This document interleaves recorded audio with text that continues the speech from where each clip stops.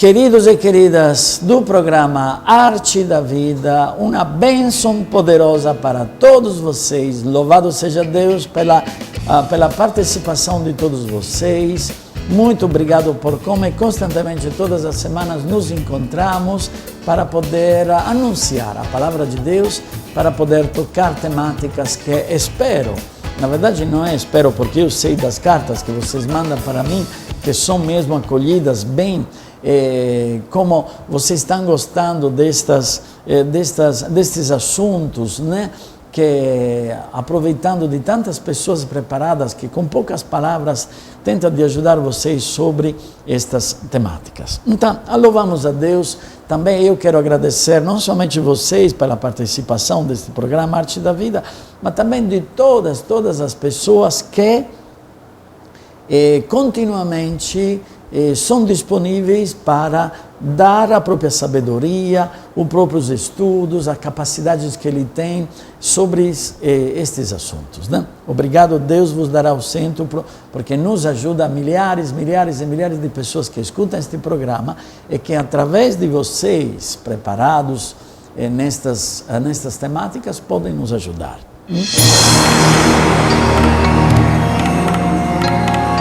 Vivemos em uma sociedade capitalista, ou seja, muitos vivem com o intuito de dirigir os seus esforços para acumular capital. O capitalismo do século XX passou a manifestar crises que se repetem a intervalos. O desemprego, a inflação, a instabilidade do sistema monetário internacional e o aumento da concorrência entre grandes competidores são características de tais crises. Infelizmente, a desigualdade social é consequência desse sistema e está longe de ser resolvida. Diante dessa realidade, percebemos o consumismo como anseio e busca da felicidade. O individualismo impera e milhares de pessoas buscam respostas imediatas para seus problemas na espera de um milagre a qualquer custo.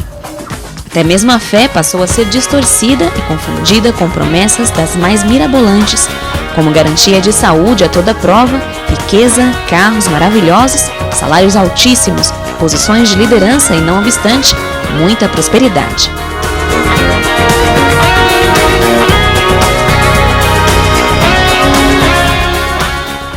É muito comum nós ouvirmos hoje algumas pessoas dizerem que hoje nós vivemos numa sociedade capitalista, numa sociedade de consumo. Ora, o que seria isso? Qual o sentido disso e quais as consequências disso? Nós devemos tomar muito cuidado com essas expressões e principalmente com as consequências desse tipo de vida, né, na nossa sociedade e na nossa existência. O fato do ser humano consumir produtos, seja para sua alimentação ou higiene pessoal, né, subsistência, ou produtos culturais como filmes, livros, né, CDs, DVDs, até um certo ponto isso é comum, ou seja, o ato de comprar e de consumir aquilo que de fato é necessário para a nossa vida.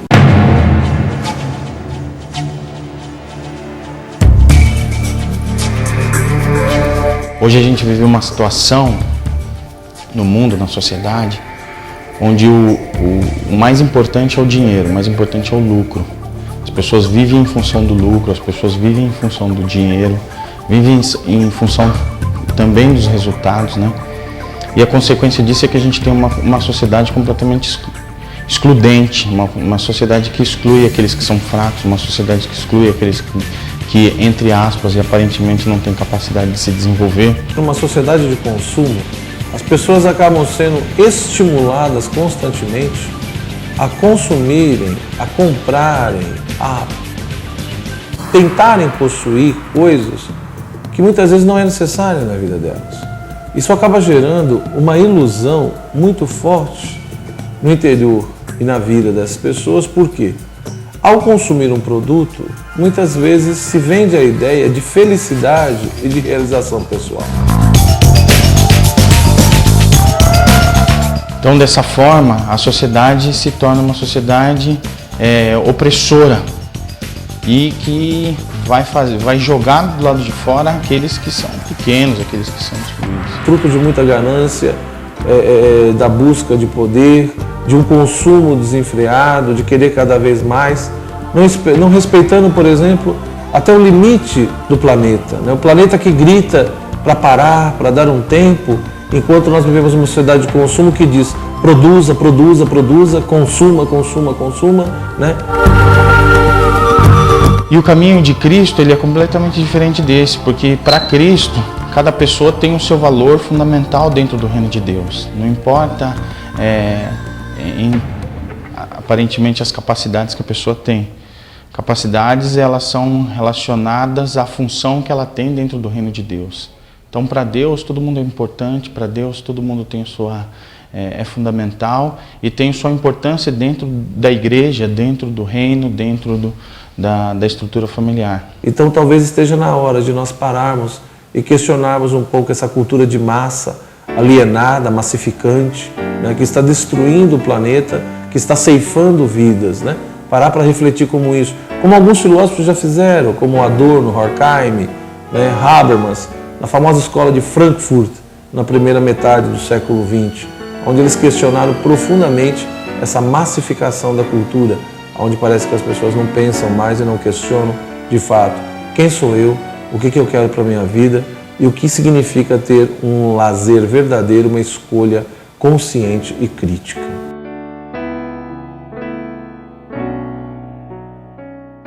O movimento de Cristo, muitas vezes, ele é interpretado pela sociedade como loucura, porque Cristo, se a gente for olhar até historicamente o que aconteceu com ele, a gente pode olhar ele como um grande fracasso, porque Cristo, a sua pregação, de certa forma, não foi um sucesso, porque a consequência da sua pregação, a pregação do reino, foi a cruz. E ele nos ensina isso hoje, que não é importante só o sucesso, não é importante só o lucro, não é importante só o dinheiro, mas cada pessoa tem uma importância fundamental dentro do reino de Deus. Cada pessoa é única. Muito obrigado, queridos e queridas. Muitos obrigados vocês, professores, que nos ajudaram hoje, agora neste primeiro bloco, a entender mais em profundidade esta crise econômica, os valores éticos que vão acabando, tudo aquilo, a ganância que cada pessoa tem. Muito obrigado. Valeu mesmo, porque podemos, a nível de todos os telespectadores, entender um pouquinho mais o que está acontecendo e que tipo de resposta damos. Será que nós podemos dar mesmo uma resposta positiva? Nós, você casado, você jovem, você menino, menina, será que podemos dar? Podemos já dar sim mesmo. Vamos lá, no segundo bloco enfrentaremos ainda mais.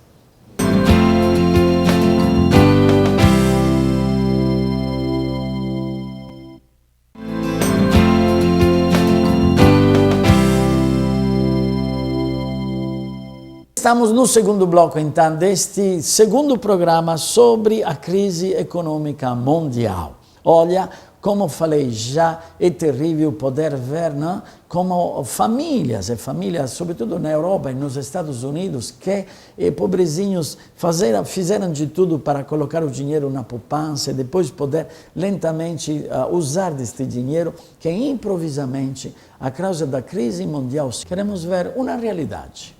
Uma mulher chamada Chiara Lubich que lançou este programa su uma economia de comunhão. O que é esta economia de comunhão? Será que o dono pode se colocar junto com o funcionário? Será que o funcionário pode dar toda a sua parte para melhorar a sua firma? Isso mesmo. Vamos lá. Vamos sondar o que significa esta economia de comunhão.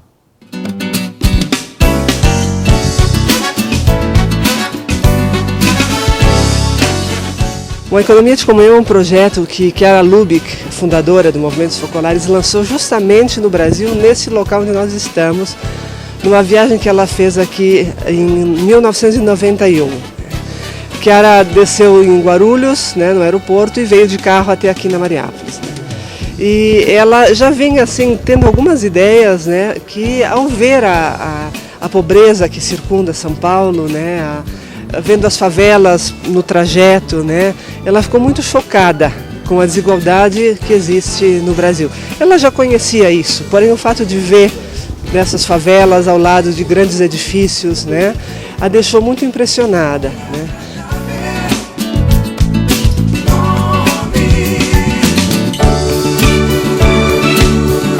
ela lançou nesse auditório que nós temos aqui, diante de uma multidão de cerca de 500 pessoas, lançou esse projeto.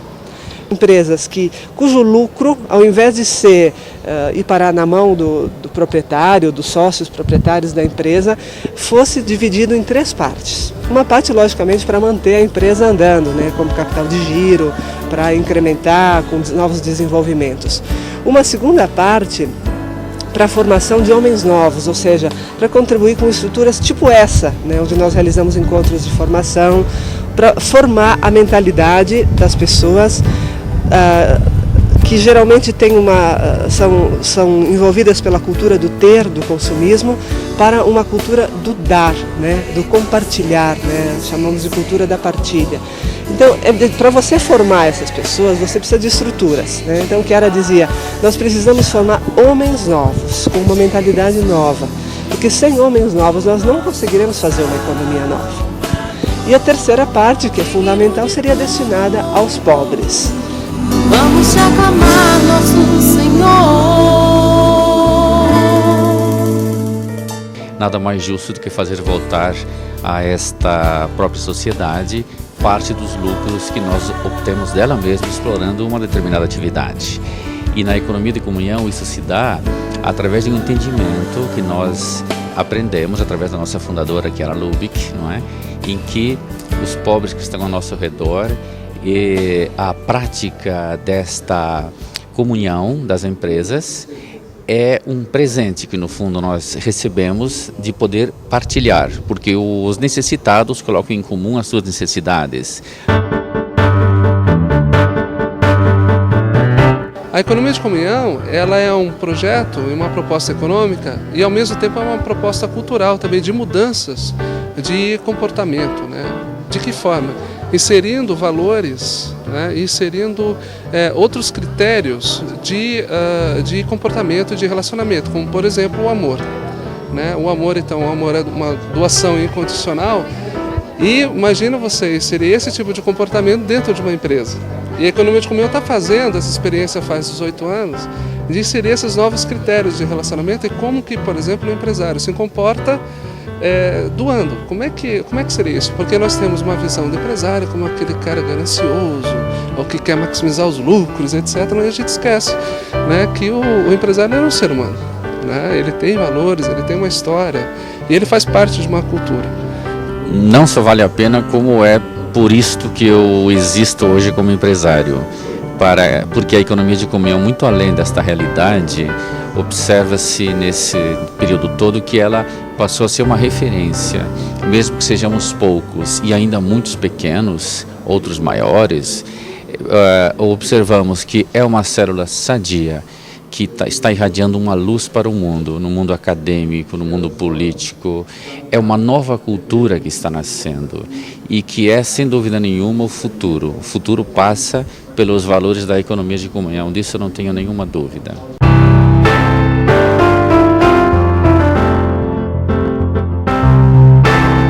E eu tive que mudar de cidade para poder fazer a universidade. Só que o custo ficava muito alto. Foi quando me foi proposto receber a contribuição dessas empresas que dividem o lucro e ajudam com o lucro a quem precisa. Daí eu fiquei muito contente, né? Eu sentia que era o amor de Deus que nunca abandona os filhos, né? Entrar na universidade foi um grande desafio e permanecer seria um maior, mas com a ajuda desses empresários eu estou conseguindo, né? Então já há 3 anos eu curso. Então é a ajuda que você recebe não como uma esmola ou como qualquer outra coisa assim, mas como uma partilha de pessoas que se consideram todas como irmãos, né? É uma partilha de uma realidade fraterna, né? Então isso nos ajuda muito, isso não nos faz ser menos assim. E ao contrário, Chiara diz que os protagonistas da economia de comunhão são os que precisam. Se a economia de comunhão não é feita para os necessitados, ela não deveria existir. Então, eu sou a protagonista da economia de comunhão, né? E isso me deixa feliz.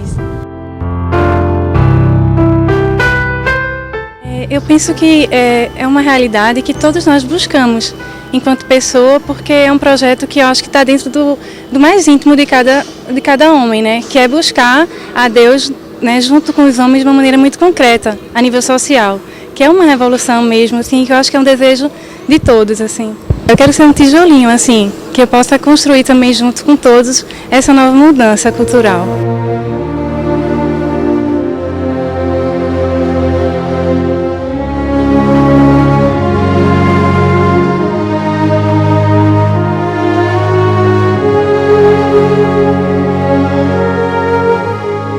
Querido, muito obrigado. Agradeço mesmo porque concretamente estamos vendo como é possível transformar uma sociedade, como podemos superar uma sociedade egoísta, gananciosa, avarenta, onde os ricos predominam e querem matar os mais pobres, como é tudo o contrário. Esta economia de comunhão pode valorizar cada um de nós, porque cada um se torne artífice primário, homem, mulher, que pode levar a economia e um bem-estar de todo mundo. No terceiro bloco continuaremos ainda mais, rezaremos por isso, porque Deus possa nos dar a sabedoria. Daqui a pouco voltarei.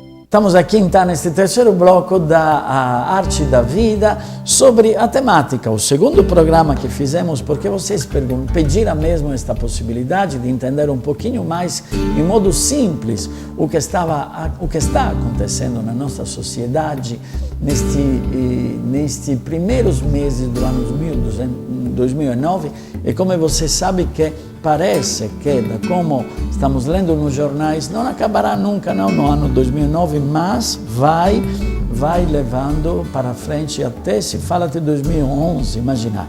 Mas uma coisa positiva que está se percebendo nestes últimos meses, mesmo neste mês de março e abril, como os países emergentes estão tendo um papel fundamental a nível mundial. Entre eles, o Brasil.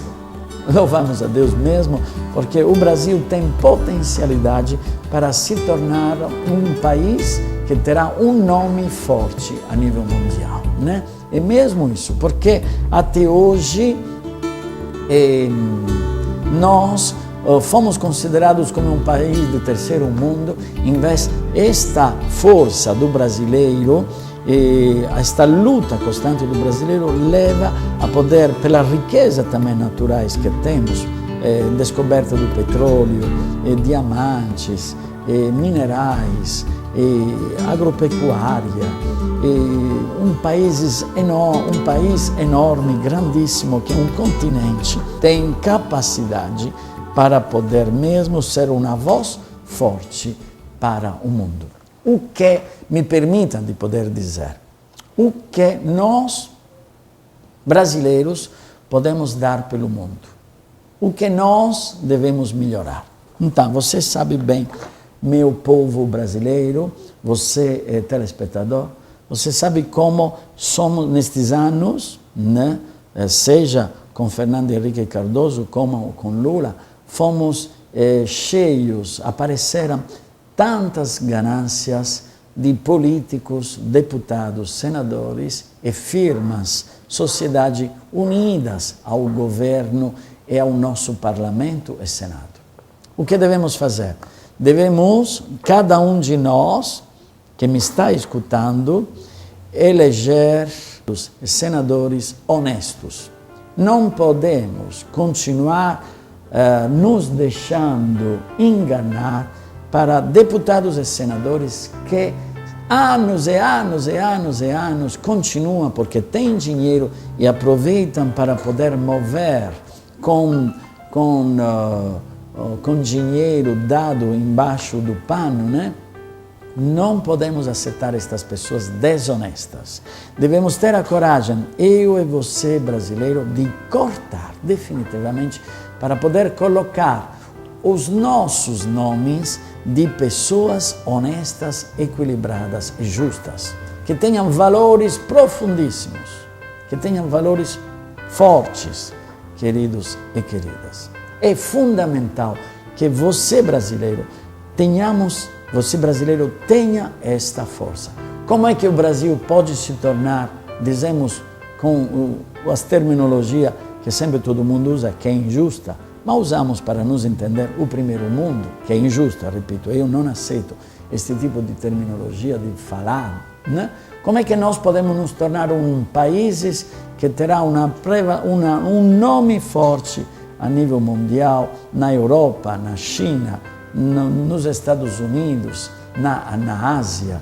Nós podemos, se colocamos lá, naquelas cadeiras do Parlamento e dos Senados, pessoas com os valores fortes cristãos que nós levamos para frente. Entendeu?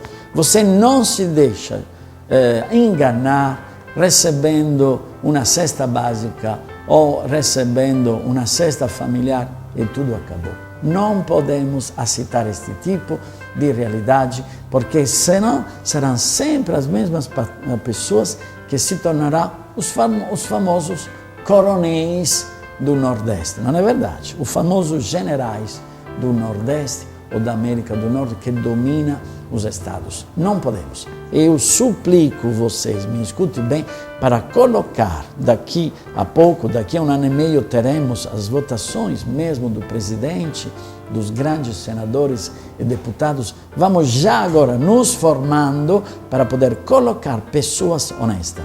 E você sabe bem que a igreja é anos e anos que todas as vezes que tem as votações, ou eleições de vereadores ou deputados, senadores ou presidente, quanto trabalho ela faz para poder nomear, solicitar nós cristãos a ser pessoas e votar pessoas honestas. Tudo bem, me desculpem deste aspecto que falei agora, mas é fundamental, não tem jeito. A politização da vida muda se nós damos uma nova história. Olha, queria então agradecer pelas cartas, são cartas que eu agora e hoje queria ler, mas me entrei neste assunto que me pegou, mas é fundamental, me desculpe, é fundamental. Quero dar o meu número o endereço, o telefone, para poder comunicar sempre, porque se este segundo programa sobre a crise econômica foi feito é porque você nos mandou e-mail ou cartas que disseram que queriam saber mais. Padre Antonello, programa Arte da Vida, Rua Avagnandava, 520, bairro Bela Vista, 01306.000, São Paulo, capital.